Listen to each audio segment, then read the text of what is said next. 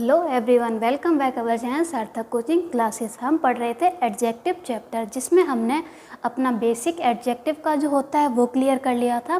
तो rule number 2 में हमको पढ़ना है कि स्ट्रक्चर के बारे में। तो देखते हैं, अपना रूल आया हमारा रूल नंबर 2। इसमें हमको एक स्ट्रक्चर के बारे में पढ़ना है। किसके बारे में? स्ट्रक्चर के बारे में। स्ट्रक्चर है हमारा, देखिए, एज और एस और सो और एस, ये सेंटेंस में हमारे आएगा। इसका स्ट्रक्चर, इसमें हम क्या क्या यूज़ करते हैं उसके बारे में हमको पढ़ना है। तो देखिए, पहली चीज़ जो हमको याद रखनी है तो वो कि दोनों में ही पॉजिटिव डिग्री का यूज़ करते हैं। दोनों में ही पॉजिटिव डिग्री का यूज़ करेंगे। ठीक है। सेकंड पॉइंट जो हमको याद रखना है, सेकंड पॉइंट है कि एज और एस से हम एफर्मेटिव सेंटेंस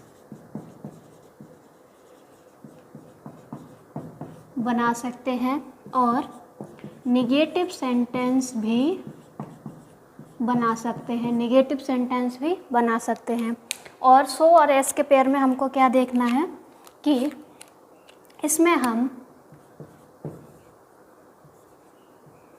एफर्मेटिव सेंटेंस और निगेटिव सेंटेंस, इसमें आपको याद रखना है कि इसमें हम नेगेटिव सेंटेंस जो है वो नहीं बना एफर्मेटिव सेंटेंस जो है वो नहीं बना सकते और नेगेटिव सेंटेंस हम इसका बना सकते हैं। तो ये स्ट्रक्चर आपको याद रखना है। तो देखिए, मैंने क्या बोला, एज और एस का पेयर हो, सो और एस का पेयर हो, तो इसका स्ट्रक्चर दोनों में ही हम पॉजिटिव डिग्री का यूज़ कर सकते हैं। एज और एस के में हम एफर्मेटिव और नेगेटिव दोनों में ही इसका यूज़ कर सकते हैं। और लेकिन जो सो और एस का पेयर होता है, इसमें हम सिर्फ नेगेटिव बना सकते हैं, एफर्मेटिव नहीं बना सकते हैं। तो एग्ज़ाम में इसके क्वेश्चंस कैसे आते हैं? एग्ज़ाम में क्वेश्चन कैसे आते हैं कि जो हमारा सो और एस का पेयर है, इसमें हमको एफर्मेटिव लगा के दे देता है, एफर्मेटिव में यूज़ इसका कर देता है। तो देखते हैं इसके कुछ एग्जाम्पल्स। जैसे कि हमने लिखा first, Ram is as tall as Shyam. दूसरा लिखा,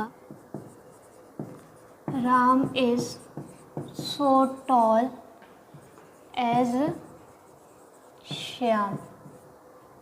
थर्ड लिखा हमने, Ram is not as tall as Shyam. Fourth लिखा हमने, Ram is not so tall as Shyam. Fifth लिखा, Ram is as taller as Shyam. और last, Ram is so taller as Shyam. तो ये रहे हमारे एग्जाम्पल्स। इसमें आपको बताना है कि कौन सा सही है और कौन सा गलत है। तो हमने क्या देखा कि दोनों में ही पॉजिटिव डिग्री का यूज़ हम करेंगे। ठीक है। फर्स्ट वाले में जो एज और एस का पेयर है हमारा, उसमें हमारे दोनों पॉसिबल हैं, उसमें हम नेगेटिव और एफर्मेटिव दोनों ही बना सकते हैं। लेकिन जो सो और एस का पेयर है हमारा, उसमें हम सिर्फ नेगेटिव बना सकते हैं, एफर्मेटिव नहीं बना सकते। तो देखते हैं इसके एग्जाम्पल्स। तो देखिए, Ram is as tall as Shyam. Ram, ये क्या है, हमारी पॉजिटिव डिग्री है और एज और एस का एफर्मेटिव सेंटेंस बनाया है। ये कैसा है? Affirmative.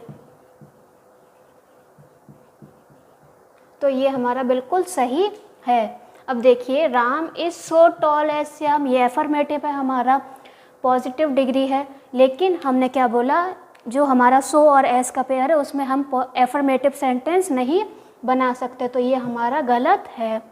Ram is not as tall as Shyam, तो ये क्या है, हमारा नेगेटिव है, नॉट आ रहा है, तो ये हमारा बिल्कुल सही है। Ram is not so tall as Shyam, यहाँ पर भी हम नेगेटिव बना सकते हैं, पॉजिटिव डिग्री है और नॉट का यूज़ है, नेगेटिव सेंस आ रहा है, तो ये भी हमारा बिल्कुल सही है।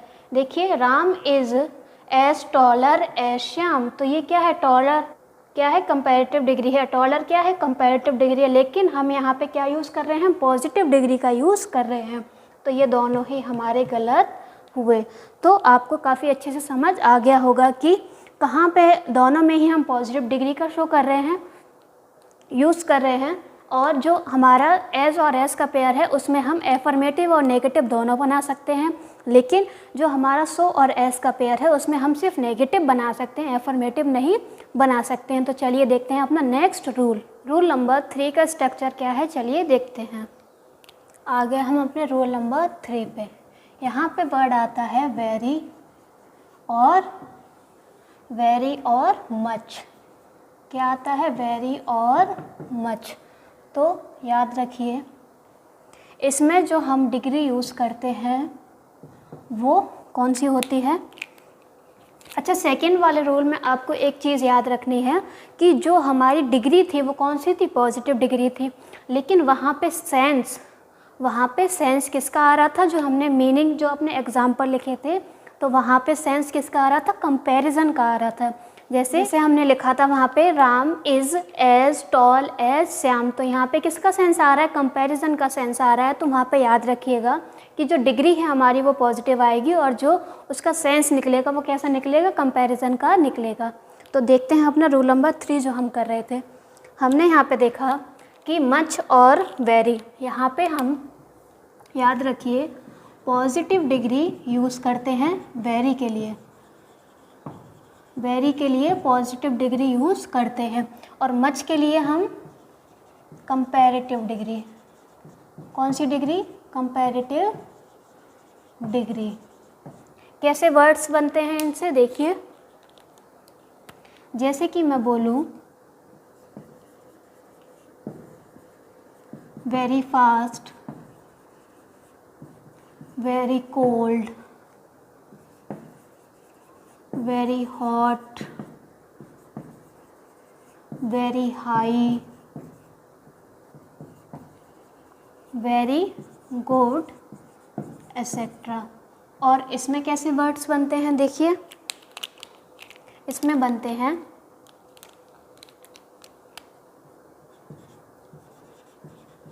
Much better, much faster, much hotter, much colder, much higher, etcetera. ये वर्ड्स इससे बनते हैं। तो देखिए हमने क्या बोला, वेरी और मच। वेरी के केस में हम पॉजिटिव डिग्री का यूज़ करते हैं और मच के केस में हम कंपैरेटिव डिग्री का यूज़ करते हैं। इसके वर्ड्स कैसे बनते हैं, very fast, very cold, very hot, very high, very good etcetera. और इसके वर्ड्स बनते हैं much better, much faster, much higher, much hotter, much colder etcetera. तो चलिए इनके एग्जाम्पल्स भी देख लेते हैं। एग्जाम्पल लिखा हमने, इसमें एग्ज़ाम में कैसे क्वेश्चंस बनते हैं कि मच के साथ वेरी के साथ जो मच का यूज़ हम करते हैं, ER वाले जो वर्ड्स होते हैं, कंपैरेटिव डिग्री के जो वर्ड्स होते हैं वो लगा के दे देता है, और मच के साथ जो होता है वो पॉजिटिव डिग्री के वर्ड्स लगा के दे देता है। तो देखिए जैसे कि the tea is very hot, और second the tea is much hot. तो ये रहे हमारे इसके एग्जाम्पल्स। मैंने क्या बोला कि अगर वेरी है तो वहाँ पे कंपैरेटिव डिग्री साथ में लगा के दे देता है, और अगर मच है तो वहाँ पे पॉजिटिव डिग्री लगा के दे देता है। जैसे कि एग्जाम्पल देखिए, द टी इज़ वेरी क्या है हमारा, यहाँ इसके साथ क्या आना चाहिए, पॉजिटिव डिग्री आना चाहिए। तो ये क्या पॉजिटिव डिग्री है, नहीं, तो यहाँ पे क्या हो जाएगा, हॉट हो जाएगा। क्या हो जाएगा, हॉट हो जाएगा। The tea is much hot, much क्या है, मच के साथ हम क्या करते हैं, कंपैरेटिव डिग्री का यूज़ करते हैं। तो यहाँ पे हॉट नहीं होगा, क्या होगा, हॉटर होगा। तो आपको काफ़ी अच्छे से समझ आ गया होगा। तो हम पढ़ रहे थे रूल नंबर 3 में वेरी और मच के बारे में। इसमें हमने इसकी पॉजिटिव और कंपैरेटिव डिग्री के बारे में पढ़ लिया था। अब ये सुपरलेटिव डिग्री के साथ भी यूज़ होता है, सुपरलेटिव डिग्री के साथ भी यूज़ होता है। लेकिन हमने क्या पढ़ा कि देखिए, हमने क्या पढ़ा था कि सुपरलेटिव डिग्री के साथ हम किसका यूज़ करते हैं, द का यूज़ करते हैं। तो यहाँ पे जो द की पोजीशन रहेगी, स्ट्रक्चर रहेगा, वो थोड़ा डिफरेंट रहेगा। तो देखते हैं इसका स्ट्रक्चर क्या रहेगा। जैसे कि जब हम वेरी का यूज़ करेंगे और मच का यूज़ करेंगे, वेरी का यूज़ और मच का यूज़, तो देखिए याद रखिए, जब हम वेरी का यूज़ करते हैं तो सबसे पहले आता है द, फिर वेरी और फिर सुपरलेटिव डिग्री। हमने बेसिक में क्या पढ़ा था कि सुपरलेटिव डिग्री के साथ ही द का यूज़ करते हैं। लेकिन वेरी के केस में जो द है, आर्टिकल द है, वो पहले आएगा, वेरी बाद में, और उसके बाद सुपरलेटिव डिग्री आएगा। और जो मच है, यहाँ पे देखिए much plus the plus superlative degree, ये इसका ये स्ट्रक्चर रहेगा।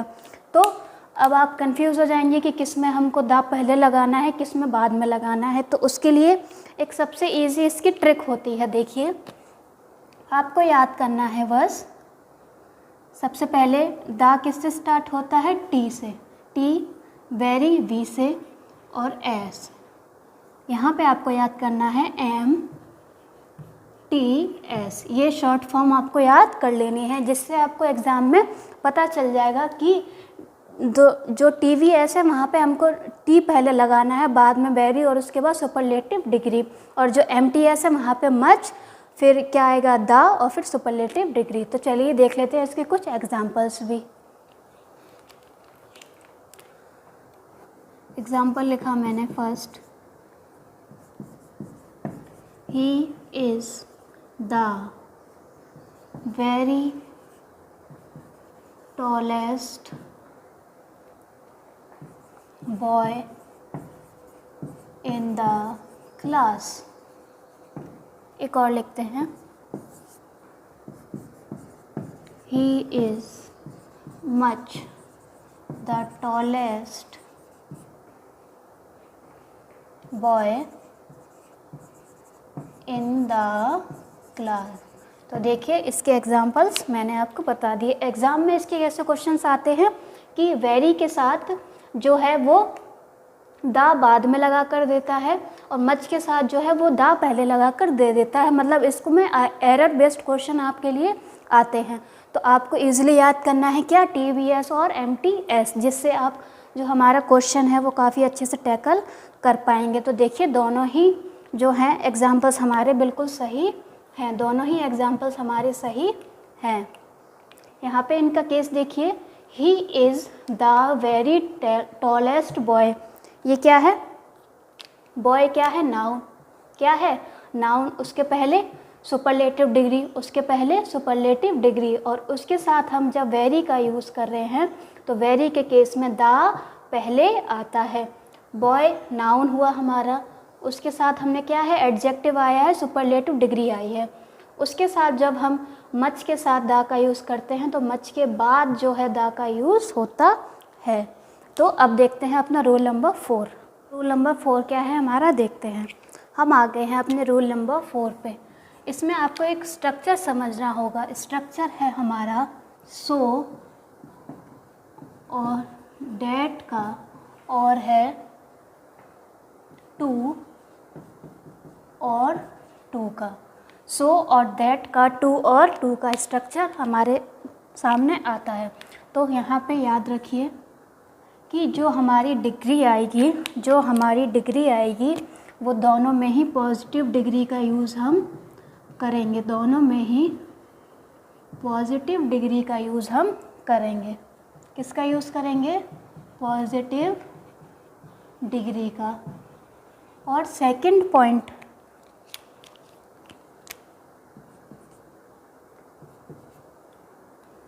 सेकंड पॉइंट क्या आता है? जो सो और दैट का पेयर सेंटेंस में बनता है, तो ये जो हमको नेगेटिव नहीं होता है, लेकिन हमको नेगेटिव सेंस करवाने के लिए इसको यूज़ करना पड़ता है।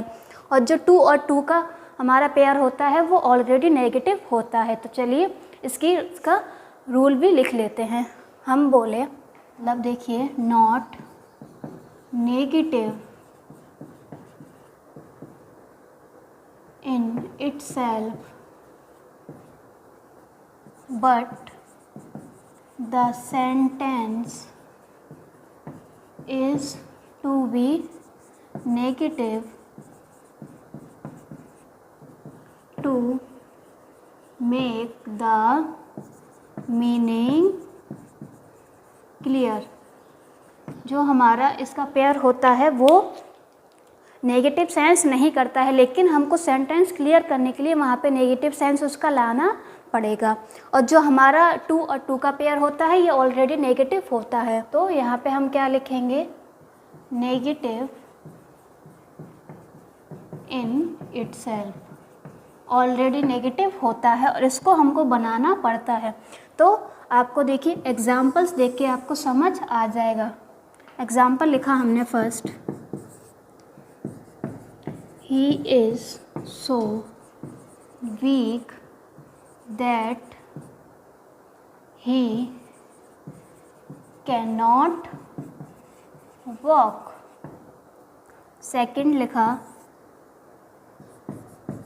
he is too weak to walk। ठीक है। थर्ड लिखा हमने, she is too young to travel alone।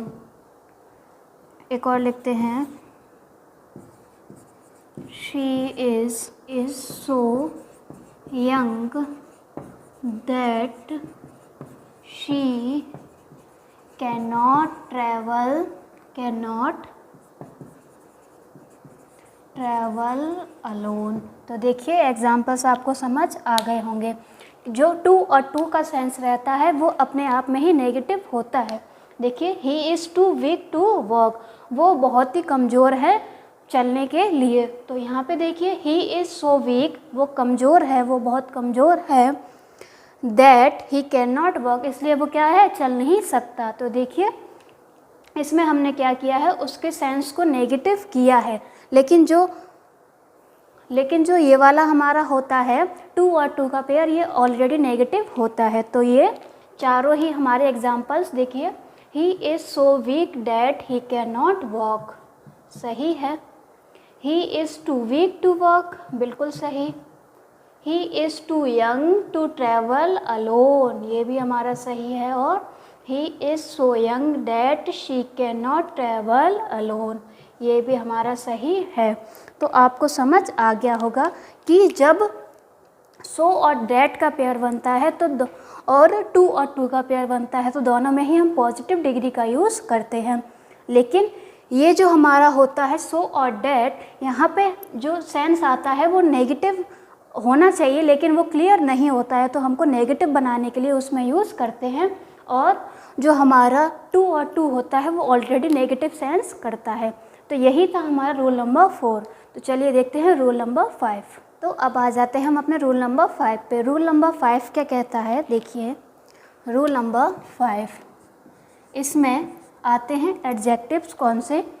कि कुछ ऐसे एडजेक्टिव्स होते हैं जो हमेशा अपनी पॉजिटिव डिग्री में ही रहते हैं, उनका हम कंपैरेटिव और सुपरलेटिव डिग्री में यूज़ नहीं कर सकते हैं। क्या मैंने क्या बोला? चलिए देखते हैं। A few adjectives always remain in their positive degree. तो अगर हम इनका यूज़ क्या है, कंपैरेटिव डिग्री में और सुपरलेटिव डिग्री में क्या है, नहीं कर सकते हैं। और किस में नहीं कर सकते हैं, इसके साथ हम किसका यूज़ और नहीं कर सकते हैं, कंपैरेटिव डिग्री में हम क्या करते हैं, देन का यूज़ करते हैं, और क्या करते हैं, मोर का यूज़ करते हैं, और क्या यूज़ करते हैं, हम ER बना के उसको कंपैरेटिव बनाते हैं। तो ये तीनों ही हम इसमें यूज़ नहीं कर सकते हैं, सेंटेंस में हम इसका यूज़ नहीं कर सकते हैं।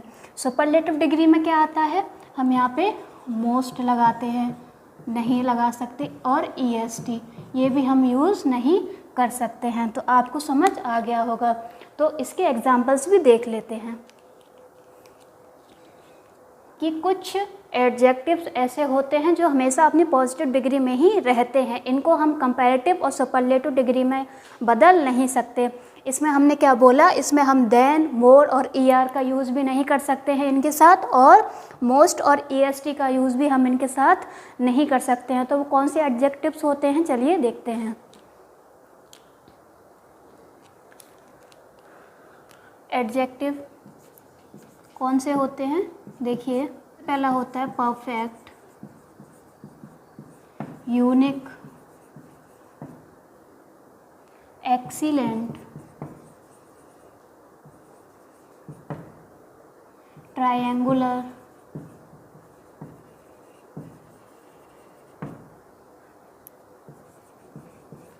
Rectangular,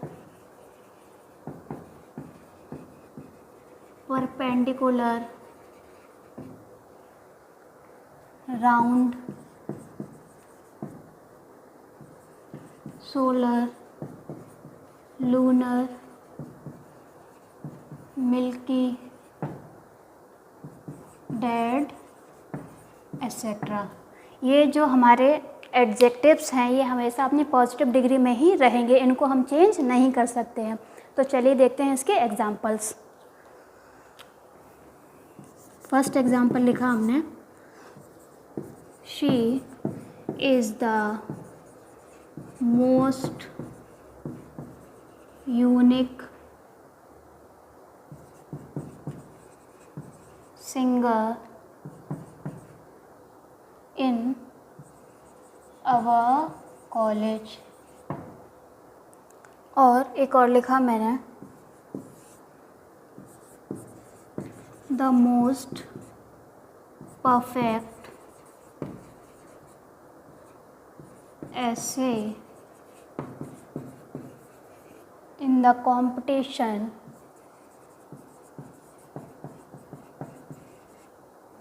will get a prize।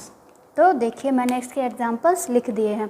तो देखिए क्या लिखा है पहले, she is the most unique singer in our college और द मोस्ट परफेक्ट ऐसे in the competition will get a price. तो देखिए हमने अभी क्या पढ़ा कि सबसे पहली चीज़ हम यहाँ पे मोस्ट क्या है हमारी सुपरलेटिव डिग्री, इसका यूज़ हम नहीं कर सकते हैं, इसका यूज़ हम नहीं कर सकते हैं।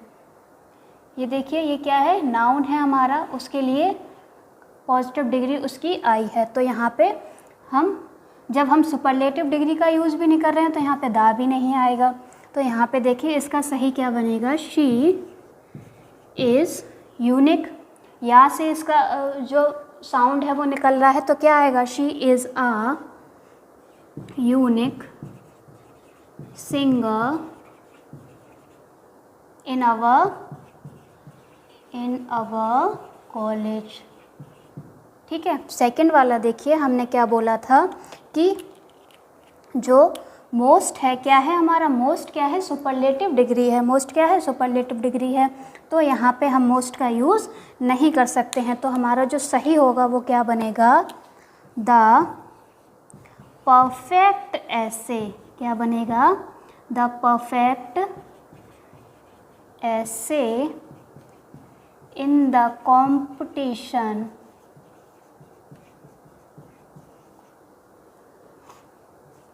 will get a prize. अरे ये सही है, हमने क्या बोला कि कुछ एडजेक्टिव्स क्या होते हैं, पॉजिटिव डिग्री में ही रहते हैं, उनको हम कंपैरेटिव और सुपरलेटिव डिग्री में कन्वर्ट नहीं कर सकते। यहाँ पे देखिए मैंने दा का नहीं लिखा है कि हम यहाँ पे दा का यूज़ नहीं कर सकते हैं। क्यों? क्योंकि कुछ क्या होता है यहाँ पे आर्टिकल भी तो यूज़ करेंगे हम। जैसे आप बोलते सिर्फ परफेक्ट ऐसे, तो ये सेंटेंस हमारा क्या होता, गलत होता। आर्टिकल भी तो यूज़ करेंगे। परफेक्ट ऐसे कौन सा है, डेफिनेट है, जिसमें in the competition will get a price, क्या है, उसको प्राइज़ मिलेगा। तो देखिए पहला क्या हुआ हमारा, she is a unique singer in our college, और सेकंड हुआ द परफेक्ट ऐसे in the competition will get a price. तो ये था हमारा